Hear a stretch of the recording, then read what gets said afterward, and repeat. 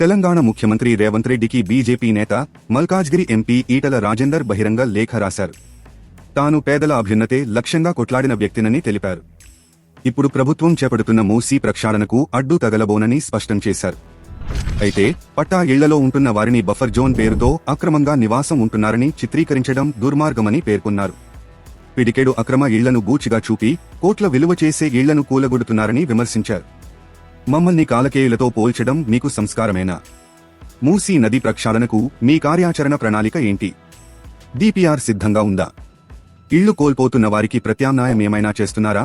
కోట్ల విలువైన ఇళ్లు కూలగొట్టి డబుల్ బెడ్రూమ్ ఇళ్లు ఇస్తామంటే ఎలా? ఎఫ్టీఎల్ బఫర్ జోన్ నిర్ధారించకుండా ఎలా కూల్చివేస్తారంటూ ఈటల సూటిగా ప్రశ్నించారు.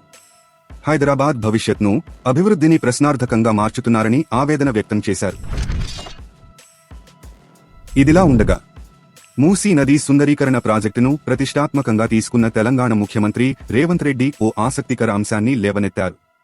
కృష్ణా, గోదావరి, యమున, గంగా, కావేరి, సరస్వతి ఇలా అన్ని నదుల పేర్ల మీద మన ఆడబిడ్డలకు పేర్లు పెట్టుకుంటామని, కానీ మూసీ నది పేరు మీద మాత్రం ఎవరూ పేరు పెట్టుకోరని వెల్లడించారు. పవిత్రమైన ఇతర నదుల పేర్లు పిల్లలకు పెట్టుకుంటున్నప్పుడు ఏ తండ్రి అయినా తన బిడ్డకు మూసీ అనే పేరు పెట్టగలడా అని ప్రశ్నించారు.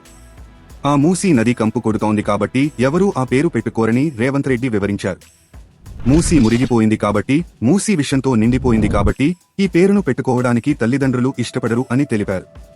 అందుకే మూసీ నది మురికిని ప్రక్షాళన చేయాలనుకుంటున్నానని రేవంత్ రెడ్డి స్పష్టం చేశారు. గంగా, యమున, సరస్వతి నదుల మాదిరిగా మూసీ నదిని కూడా అద్భుతంగా తీర్చిదిద్ది తల్లిదండ్రులు తప్పకుండా తమ బిడ్డలకు మూసీ అని పేరు పెట్టుకుంటారు అని ధీమా వ్యక్తం చేశారు. తాజా సమాచారం కోసం లైక్ చేయండి, సబ్స్క్రైబ్ చేయండి, నోటిఫికేషన్ల కోసం గంట సింబల్ ఆన్ చేసి పెట్టండి.